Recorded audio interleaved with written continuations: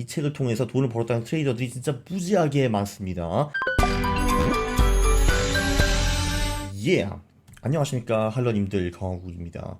최고의 주식 최적의 타이밍 시리즈를 계속해 보겠습니다. 언제 위대한 주식을 사나? 혹시 손잡이가 있는 찻잔이 뭔지 아시오? 주식 트레이더한테 책을 추천하라고 하면은 윌리엄 오닐의 최고의 주식 최적의 타이밍은 빠지지 않습니다. 이 책을 통해서 돈을 벌었다는 트레이더들이 진짜 무지하게 많습니다. 뭐 댄 쟁거 같은 사람도 있고 그 데이비드 라이언 같은 사람도 있고 이거 말고도 졸라게 많습니다.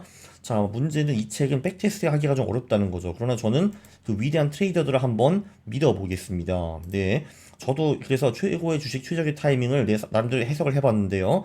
이런 위대한 투자 고전들은 한 1년, 2년에 한 번씩 읽는 것이 굉장히 좋다고 저는 생각을 합니다. 사실 투자 쪽에서 위대한 책들이 그렇게 많지가 않아요. 제 생각에는 한 10권에서 20권 정도 모아놓고서 그 책을 계속 반복해서 읽는 것도 괜찮습니다. 아, 물론 제 책도 포함이 되어 있는 거죠. 그죠? 자, 일단 그 두 번에 걸쳐 가지고 이 캔슬림 방법으로 어떤 주식을 사야 되는가 그거를 결정을 했다고 칩시다. 그 다음에는 문제가 뭐냐면 그런 주식을 찾은 다음에 그걸 곧바로 사는 것이 아닙니다. 차트를 연구하면서 그 최적의 타이밍이 올 때까지 기다리고 그때 들어가야 된다라고 윌리엄 오닐은 주장을 하고 있고요.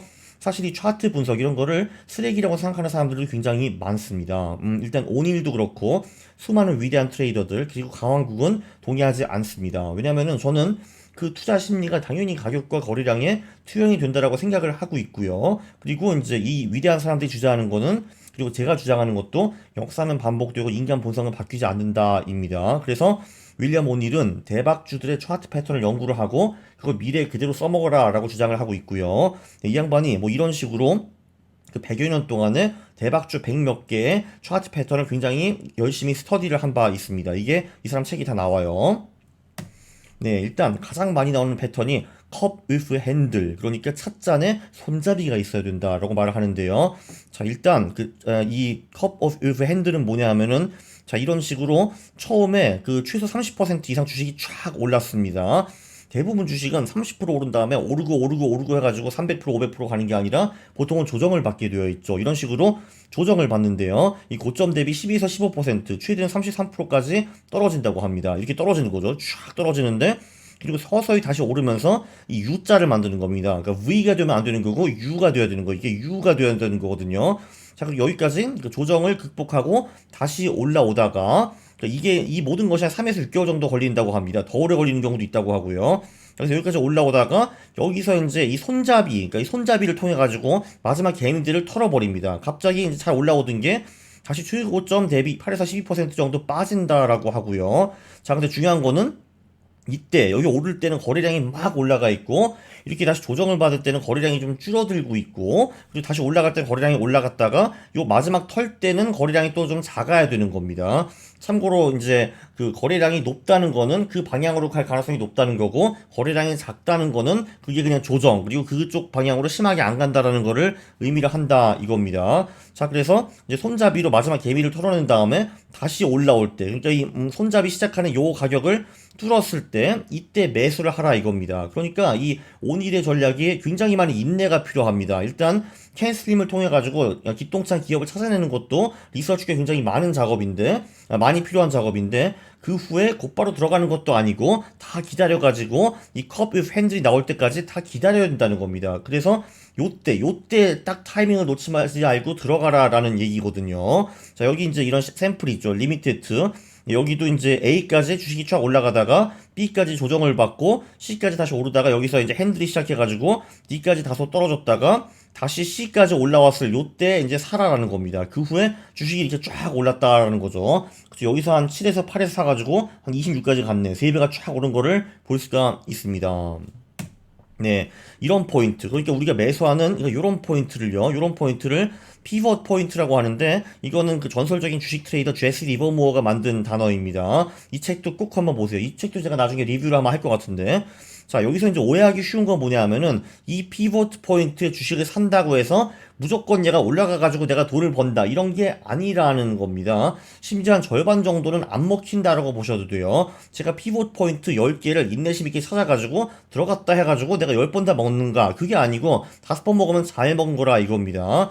자, 물론 우리가 원하는 거는요, 여기 피보트 포인트에 사가지고 얘가 얘처럼 쫙 올라가는 거, 이런 거를 우리가 당연히 원하는 거죠. 그래서 뭐 3배 벌고 5배 벌고 이런 거 하는 건데, 근데 얘가 여기 올라가는 척 하다가 아이고 아이고 해가지고 다시 핸들 밑으로 꼬꾸라지는 경우도 있다라는 겁니다. 자, 그런데 피봇 포인트가 좋은 점이 뭐냐 하면은, 자, 꼬꾸라진다 하면은 아 오케이 그러면 이거 안 되는 거네 해가지고 바로 그 밑에다가 손절을 걸어놔가지고 팔아버릴 수 있다라는 거죠. 그 여기 나옵니다. 그 손잡이를 뚫고 쫙 올라갈 놈이 다시 피보트 포인트 밑으로 떨어져가지고 그 찻잔 핸들 밑에까지 떨어진다 하면은 아 얘는 아니었나 보다 하고 빨리 손절을 할 수 있다는 겁니다. 그럼 우리가 많이 안 잃는 거죠. 근데 법칙대로 쫙 올라가면은 우리가 뭐 3배 5배도 먹을 수 있다 이겁니다. 한마디로 손익비가 매우 좋다는 거죠. 10번 이렇게 피벗 포인트 투자를 해도 우리가 버는 건 5번밖에 안 되지만 뭐 벌 때는 뭐 한 20% 25%를 벌고 깨질 때는 5% 깨진다. 이러면은 우리한테 굉장히 득이 되는 거죠. 그쵸? 이길 때 그 깨질 때보다 한 서너 배 이상을 벌 수가 있는 거니까요. 네, 그렇기 때문에 이 피벗 포인트가 중요하다라고 볼 수가 있습니다. 네, 이거 말고도 더블 바텀 같은 경우도 차트 책에 많이 나오죠. 네, 이거는 좀 좋은 게 뭐냐 하면은 조금 전에 그 컵 위브 핸들, 이거는 해석하기가 잘 좀 어렵거든요. 제 눈에는 잘 안 보이는데, 보통 이 더블 버텀, 이 W, 이거는 차트에서 보면 제 눈에도 사실 잘 보입니다. 그래서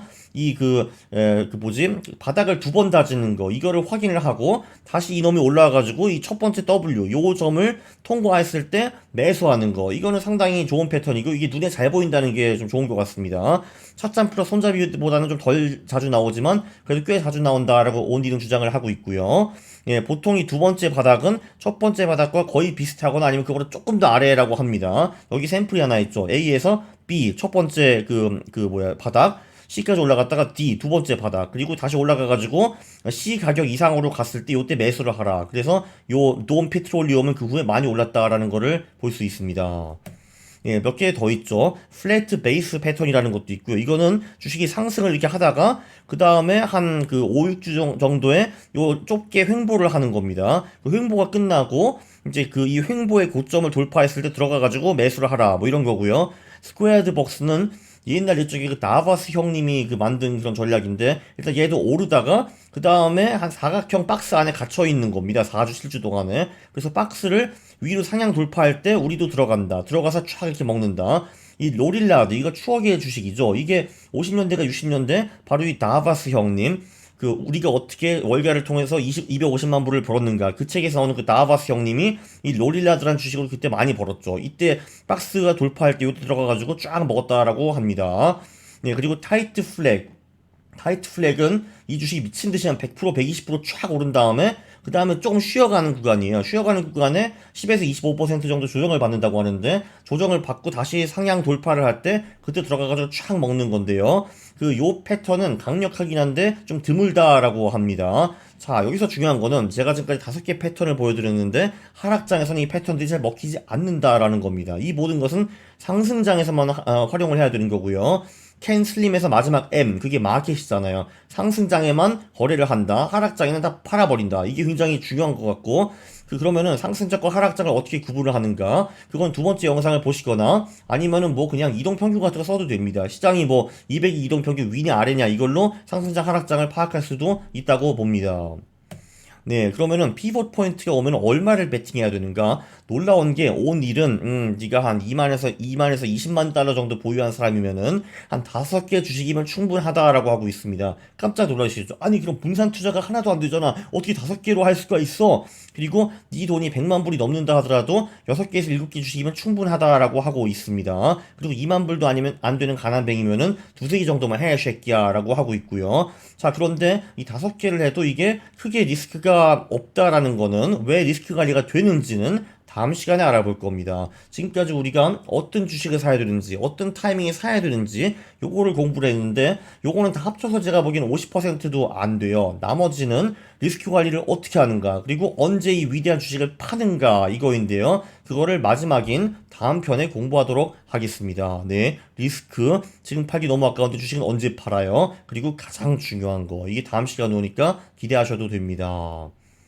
네, 이번 영상도 제가 보기에는 굉장히 유익했거든요. 그러면은 구독을 눌러주시고, 널리 퍼뜨려주시고, 네, 그리고 좋아요를 누르는 겁니다. 싫어를 누르면 제가 매우 싫어합니다. 감사합니다.